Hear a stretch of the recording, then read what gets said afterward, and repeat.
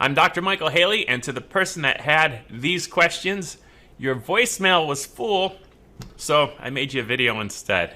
Hope you like the answers. Let's take a look at what you asked here. We've had to extract from the aloe plant and from the leaves, and I was just calling to find out if this product that you sell is basically the same thing that we would extract from an aloe leaf, only it sounds like it's frozen. We want to know if the latex is removed, of course, and just how is it used? And a few other questions like how long does it take to mail it and things like that. Okay, so first, is it the same thing as what you're making when you extract from the plant? Maybe, maybe not. It depends how you're doing it. If you do a search for how to fillet aloe vera on Google, chances are the first video that comes up is going to be me showing the right way to do it. And then you take that fillet and put it through a blender. We use a grinder that grinds it up very, very well. Makes it easy to drink. Sometimes it's a little thicker than other times. But chances are we're blending it in a way and grinding it in a way that it's more drinkable than what you have. But yes, it's the same thing. It's that inner fillet run through a grinder. Now, is the latex removed? No, because we don't let the latex get in there, so there is nothing to remove.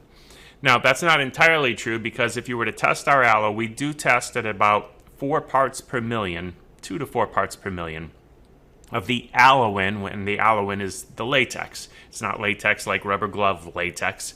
It's latex is referred to that liquid bitter juice that comes out of the outer leaf of the aloe plant. And again, if you look at that video on how to fillet aloe vera, you'll notice that we bleed the outer leaves before filleting them to get rid of that latex. Then when you have that gel, you don't have to worry about the latex being in there. So at 2 to 4 parts per million, we're extremely low. Most of the aloe companies that don't want a whole leaf aloe vera, that are trying to sell inner leaf gel only, they try to get it under 10 parts per million by putting it through a big filtering system with lots of carbon and diatomaceous earth. The problem with that is when you do that, you're not only filtering out the aloin, but you're filtering out a lot of the nutrients. That's why they get a very clear, thin liquid, and that's why a lot of their ingredients labels will include things like guar gum or carrageenan as thickening agents to make you think you're getting the gel. But no, most of that has been removed, and then it's re-thickened. How is it used? Yes, we ship it frozen because it has not been pasteurized, does not have preservatives.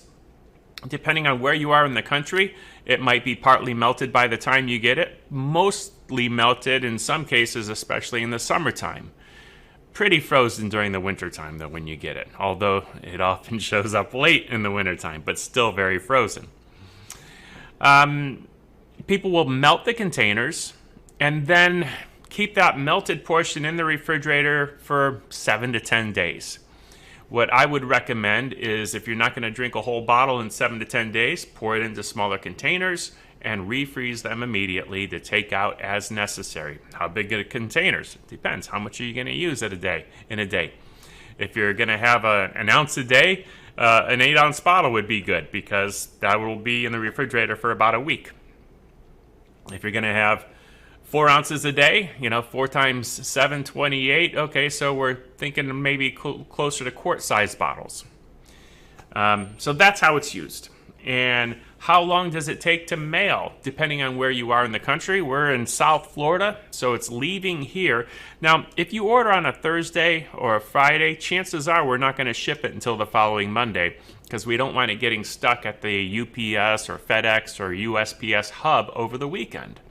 So we'll send it out on Monday, and depending on where you are, it'll take 1, 2, or 3 days. If you're in California, we're going to use air services to get it all the way across the country within our 3-day limit.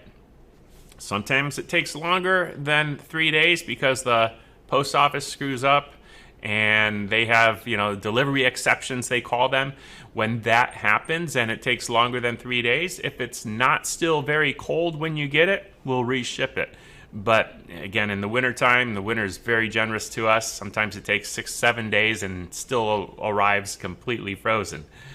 Summertime, not so forgiving and not so graceful to us, but because the roads aren't covered in snow, they usually get delivered on time.